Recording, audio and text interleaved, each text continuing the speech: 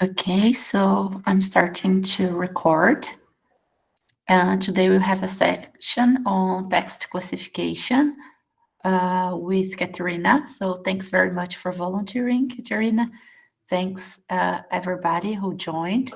I hope this is a great opportunity for us all to talk about this and discuss and learn a little more from Katerina. Yep. So I'll Thanks, give Mel. you the word now. I'm going to share my screen. Mhm.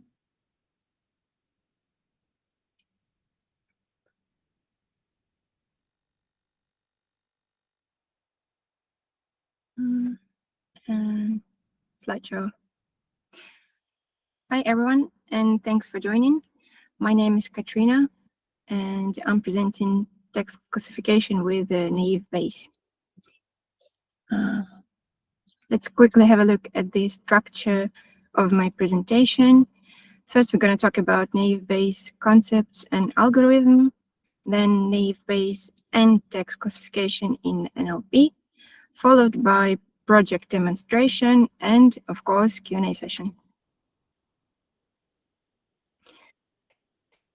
So broadly speaking, we can categorize machine learning into two types, supervised learning and unsupervised learning. Unsupervised learning is for data that does not come with labels or targets.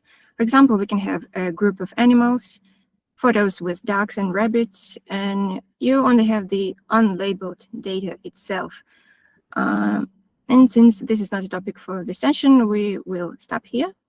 On the other hand, supervised learning is for data sets that do come with labels or targets. Again, we can have pictures of animals, but this time with labels. So supervised learning can be divided into classification and regression. Classification is when the target is a category, a discrete choice, and regression is when the target is a number. It can be a salary, it can be age expectancy, etc. For naive Bayes, this is a supervised learning algorithm, and the outputs are categorical. So the foundation of Bayes' rule is conditional probability. So we're going to discuss a little bit conditional probability. In fact, Bayes' rule is just a reverse way to calculate conditional probability. So what is conditional probability? It's a probability for one event to occur with some relationship to one or more other events. As you can see on the slide, the probability of event A given event B equals to probability of event A and B happening together and divided by probability of B. For example, a school may collect data on the number of students who travel to school by car, by foot, by bicycle, as shown in the table on the slide. And this data is displayed in a two-way table, which is sometimes also called a contingency table.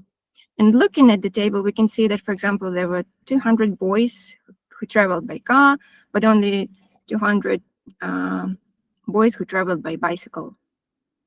What if we want to find the probability that a student traveled by car, given that the student is a girl? So we can simply use the table to find the probability of traveling by car, given that the student is a girl, by finding the number of girls who travel by car and dividing it by total number of girls. So this is the answer. This is going to equal about 38%. Bayes rule. Drum roll. So Bayes rule is essentially a way to reverse conditional probability, as I mentioned before. Suppose that we want to know P of A, P of event A given B. Suppose that we know P of A given B, this one. But we want to find P of B given A, so like reverse. To do this, we can use the expression you see on the slide. On the numerator, we have P of A given B, times P of B. And note that this is equivalent to P of A and B. On the denominator, we have P of A, this one. Sometimes it's convenient to express P of A in terms of quantities on the numerator. So we have P of A given B times P of B, but it is summed over all possible values of B. Bayes' rule is one of the most important rules in data science. It is the numerical rule that describes how to update a belief given some evidence. In other words, it describes the act of learning. So you can see there are 4 parts. Posterior probability, it's updated probability after evidence is considered. We've got prior probability, it's the probability before the evidence is considered. We've got likelihood, it's a probability of the evidence given that the belief is true, and marginal probability, probability of the evidence under any circumstance. Bayes' rule can answer a variety of probability questions, which helps us and machines understand the complex world that we live in. It is named after Thomas Bayes, an 18th century English theologian and mathematician. Bayes originally wrote about the concept, but it did not receive much attention during his lifetime.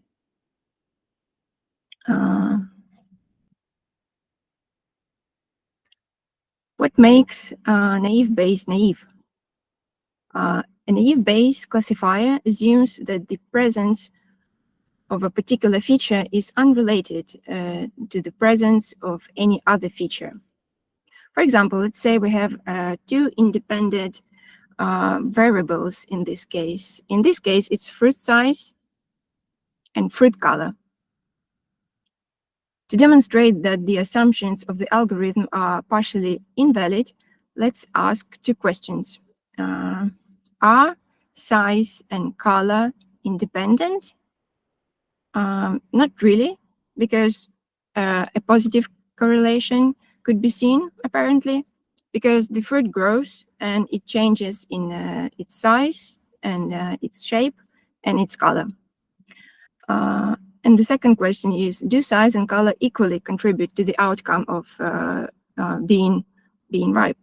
Not really, although it greatly depends on the type of fruit, so we can roughly anticipate the answer. In other words, it makes the assumption that all attributes are independent of each other. And this assumption is why it's called naive, as in lots of real-world situations, this does not fit.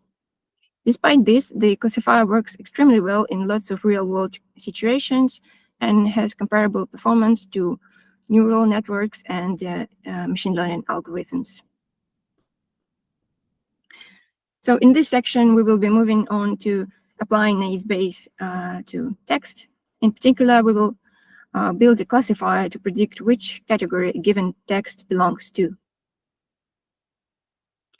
So first step is we need to convert our data set of text documents into something that would be appropriate for input into naive Bayes. So we would like to end up with something like input data matrix of size n and d, where n is a number of samples and d is a number of features. So the question becomes, how do we turn a string of text into a length feature vector? So for this, we can use back of words model or back of words approach. This approach is quite simple and it is widely used. We want to represent each document as a bag of words, ignoring word order, just for simplicity. And it works. Let's have a look at the example provided. So we've got, we would call it documents, but it's sentences. I like food, I like sleep. So when we count each word, we would end up with vocabulary of size 4. And then we can create a vector of just ones and zeros. So this is what we need for machine learning. information like this. Another approach is TF-IDF model. I must mention that many researchers agree that using TF-IDF it gives better results than bag of words. So what is TF-IDF? It's a term frequency multiplied by inverse document frequency. Term frequency is it's a relative frequency of a term within a document. So for example, let's say we have a document that contains 10,000 terms, and a specific terms appears 25 times. So we would calculate term frequency.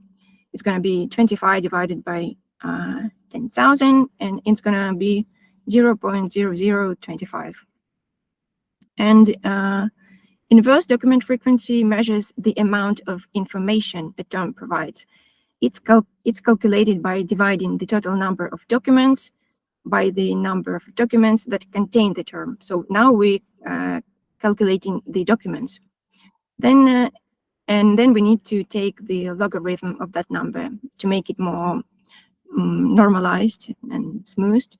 And IDF helps to penalize common words appearing in almost any documents. So any kind of stop words or just frequent words. That's it. And now I'm going to present you my, just want to have a look at you. Okay. My project demonstration. So on this, can you see my screen? Yeah, okay, sorry. It's just this complete silence. So on the screen, you can see my notebook with my own updated variation on how to apply naive Bayes model for the task of text classification. But yes, it's partly based on a notebook provided in a Udemy course that we're talking about. So yeah, again, the purpose of my project is to apply a naive Bayes algorithm model to the task of text classification, but using the data that we have, for example, Genix minion files. So for the data, I decided to use Genix minions because it's already nicely structured. So let's just discuss it. First, it's called cell. So in the first cell, we import libraries. So I found really nice library from Google. It's called Gfile. It allows us to iterate over directories and open files and open for reading, and then we can do with the contents of our files whatever we want.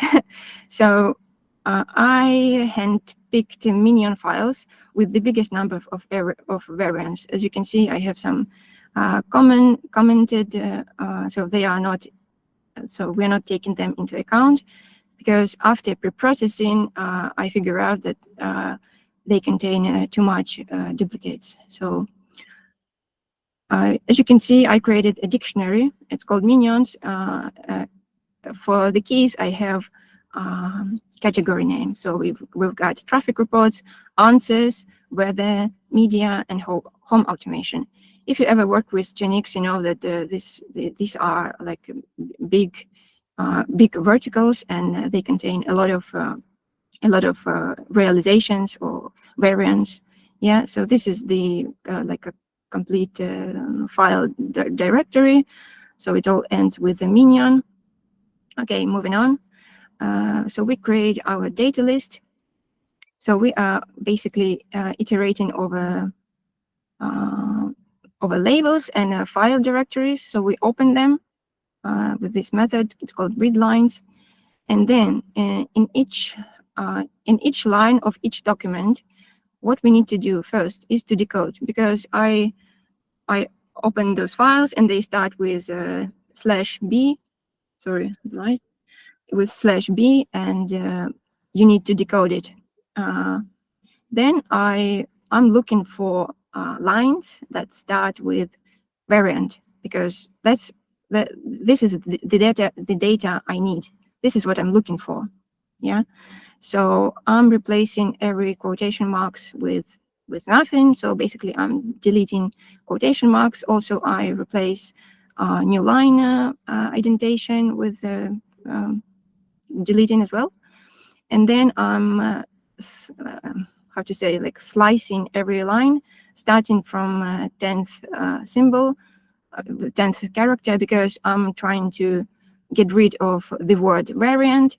If you remember, it's like variant and then space and then colon and then I think space again. So yeah, and then I ignore empty realizations. So again, if you work with Genix, you know, some realizations are empty on purpose, and I don't need any empty lines in my data set, in my training set. So this is my like double check. If it's all passing, it's just I append it to my data list. So can you see this number? 28,300 rows. This is for our data list. So now I create this, it's called pandas data frame, data structure with 2 columns. It's just text and label. It's that simple. Now the next step is data preparation. Text can be messy. Our speaking can be messy. That's how we express our emotions, our intentions, and it's okay. But for machine learning, it can be an obstacle because it can make your accuracy of your model not desirable. It's going to be worse. So what we're going to do? We're going to do some data preparation. So first, let's just have a look at our data. So if we use this method sample, or we're going to see 10 random rows, or we can have like 5, any number. So you see 5. So what we have text and label media, traffic reports, some specific words for traffic, like the word traffic itself, like faster. For example, for media, it's the word plane. For weather, maybe some geographical locations like mountain view. So just to get the idea with like what data do we have. Next step is drop duplicates. So I'm gonna print our the size of our data frame, because the size is the length of rows. So how many rows we have, it means the size of data frame. So we've got 19. Sorry, it should be another number, but it's anyway. We did this thing. We just drop duplicates, and because if you remember, before it was 28,000, and now we have 19,000. So it's quite a lot of. It's a big number of examples that just repeating themselves. So we don't need them. We don't need any repetitions in our training set. Next, I want to see how many examples are in each category. So for this, we can build this kind of chart. So the biggest one is traffic reports, and the smallest one is home automation. And if you might guess, it's not optimal. So because in ideal world of machine learning, every category should be the number of documents should be around the same. So what I'm gonna do, I want to see how many examples are in the home automation column. So it's 1,596. Okay, so this is going to be our new number. So what I want to do, I want to trim the rest of categories like this that I'm showing on the screen. I'll call it like balancing the categories. So yeah, this is our new number, and we're gonna like regroup our data frame, and we're gonna reset index. And now, as you can see, now we live in a perfect world with the same number of documents in each category. I did this to improve my accuracy. Yeah. So now we moving on to the text pre-processing section. Again, texts can be messy, so we need to pre-process them. So I created this contractions dictionary. On the left side, you can see contractions themselves, and on the right side, full versions of contractions. So this is quite a big dictionary. Well, not big. Okay, maybe 50 or something. Then I've created this stop words list because is you might know that there is a library called NLTK, and you can just upload it from just import stop words library from there. But for some reason, I've got like issues with importing NLTK in this Colab Corp notebook. So I just open it on my personal computer, like download it and just transfer it to my work computer. So now we have this stop words Python list, and I updated this stop words list with a couple of quite typical words for Genix, like okay, sorry, all right, sure, and problem. You might be wondering, like, problem. It's no problem, because we have the word no here. So I decided to add problem because, again, when we do the text processing, we are analyzing word by word, and because no problem, it's basically two words. So I needed them to be separate. So we've got no and problem. Okay, moving on. We've got punctuation. So for punctuation, you can just import a string library from Python, and they've got a set with all punctuation you need. Then we've got a couple of functions. So first function is like contractions. We are replacing contractions with full versions. So this is basically it. So we're iterating over dictionary and finding them in text and just replace with a full term. And then I think this is the most important function in this file. So we are preparing our text. So first, what we're going to do is we're going to lowercase all of our words. Then we're going to do this contractions thing. Then we're going to get rid of punctuations. And then we're going to remove stop words.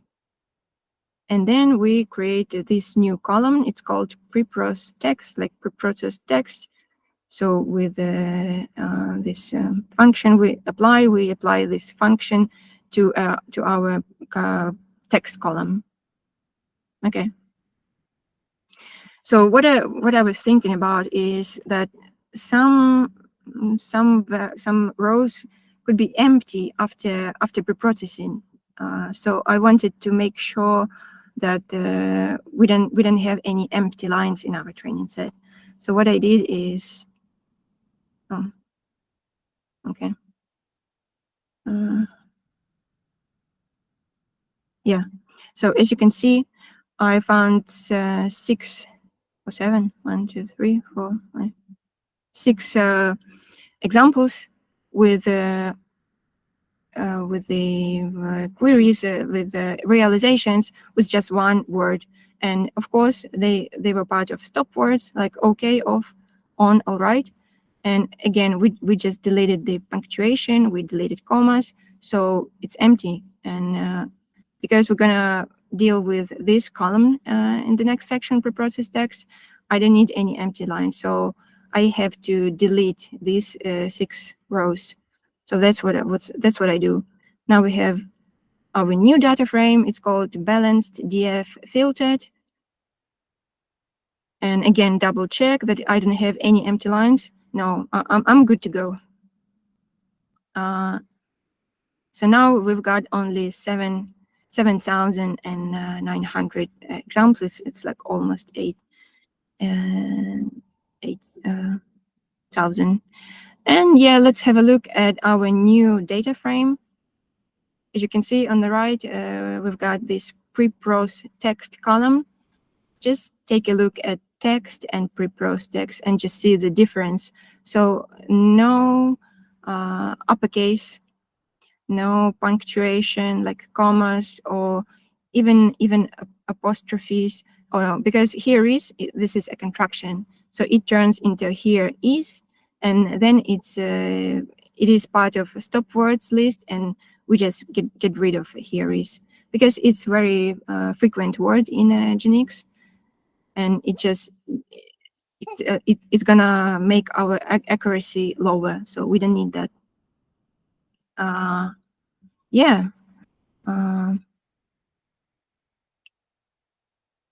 So I think I've saved all the keywords that are meaningful, and we just get rid of some stop words. Okay, and now we do model training. So we import all the necessary libraries.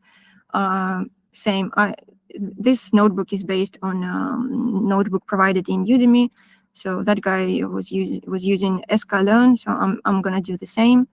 So we import TF IDF vectorizer because I explained it in presentation. It's better than bag of words, or for example, or count vectorizer, because the lecturer was using count vectorizer, but TF IDF is better. So we're gonna use TF IDF. We import multinomial NB. Multinomial means like multi-categorical. And we import a train test split to divide our data into training set and test set. Again, let's just double check our data frame. It's same number, but no, because we're not going to use this. We're going to use this one. Oh, sorry. So it's like twice smaller. Yeah. So we create two variables, inputs and labels. So inputs are going to be our text cells, and labels are going to be labels. So yeah, we initialize these four variables, input train, and with labels and with training data. So we can experiment with test size. So just for the sake of simplicity, I decided to go with like 55% for the test side, and accordingly 75% for train size. Train set size. Then we initialize our vectorizer, because again, machine learning works with numbers, not with words. So we need to turn our words into zeros and ones. So what does those parameters means? Min df equals 2. It means that this df idf vectorizer is going to build the dictionary only if the word is in the dictionary. If you can meet this word 2 times or more. So the purpose of this is to get rid of all words that are not important. Yeah. And the second parameter is it's called n-gram range. It means that we're going to look into the combinations of words. So we're going to build our dictionary like one word, and then one word and the next word, and then like trio, like one word, second word, and third word. So by doing these kind of combinations, we can find some so we can make our accuracy better. Okay. So what we do is we apply this fit transform to our X-train, because for training we need to fit and transform, and for test we don't need to interfere with the testing data. So we just apply only transform. And we can see sparse metrics, sparse matrix that contains zeros and ones. So let's see that the number of values that is not equal to 0, it's 94. So our dictionary is quite big. So what percentage of values are non-zero? This is small, because honestly our training set is not that big, and if you look at Genix material, like Genix text, they are quite repetitive, so they use the same kind of vocabulary, so it is quite expected. Okay, so we initialize our model and we fit, and then we print our train score and test score. This is quite high accuracy. I think it is a bit overfit, maybe. Okay, so now we want to see the confusion matrix. What does it mean? It's we can see like how do they call, like false positives for each category. So for example, if you see answers and answers, it's 408, but for example, home automation and answers equals to 6. Or for example, let's say like media and answers, it means, so the higher number in these dark squares, the higher probability that the classes are kind of similar. So they've got more, so they are similar. So maybe they share the same vocabulary or something. So those are like, kind of false positives, the number of false positives. So the highest number, look, it's home automation and media. Okay. Let's see some misclassified examples. So you can see true class is media, but predicted class is home automation. And the document, the sentence is actually check volume level yet. Well, I would say the same, that it sounds to me like a home automation, but for some reason, this is a document from a media class. So we can try some more. Well, poor, or maybe it's like a poor visibility or poor something. No. High. You see, it's just I don't have enough information to make a judgment about the class. So yeah, attempt to see which features matter. Features, it means the words themselves. So which words matter for the class. So we've got 5 classes, same as labels. We've got our vectorizer vocabulary. It's big, so I'm gonna just hide it. This is our array with all the words. And now let's see top 10 words in each class. So and we can try to guess which category it is. So Donald Trump, value, others, Whoopi Goldberg.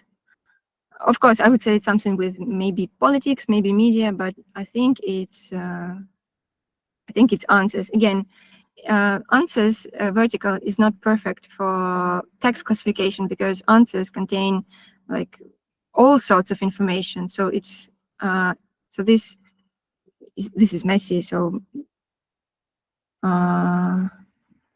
for second class, because it's like 0, 1, 2, but we got 1, 2, 3. So for the second class, it's light, little light, lamp, degrees, thermostat. So you can guess. It's home automation. Yeah. Same goes with the next class, YouTube, music. You see, playing, Bad Romance, of course, Lady Gaga. It's media. And for the rest of the classes, I think it's traffic report because I can see road, delay, route, tunnel, avoid. And the last one is, well, if I see numbers, it's going to be weather, like 29 degrees. You see rain, mountain, forecast. Yeah, it's quite obvious. So that's pretty it. Questions?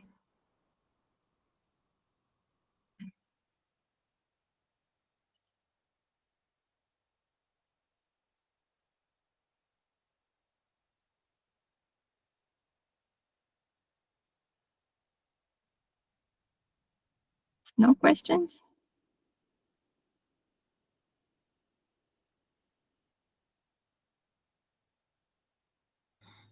not a question, but thank you for this well-made presentation, Katya. It makes the course much more accessible. Oh, you're welcome.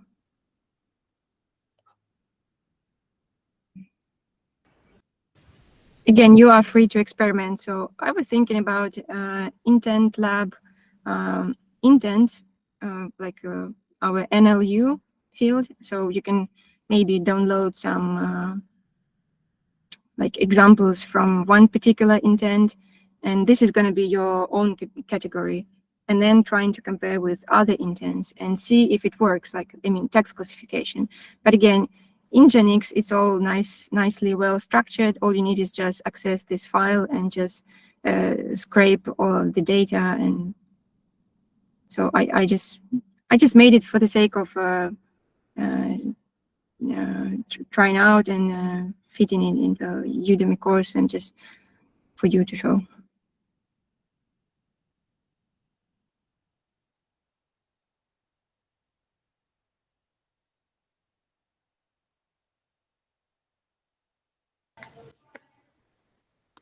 Okay, does anybody else want to add anything?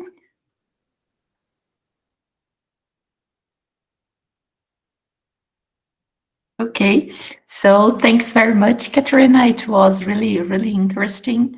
And indeed, it helped make the course clearer. So thank you very much for the presentation. You're welcome. And thank you, everybody. I'll ask you to later share the slides with me so I can share with everybody. Okay. Yep.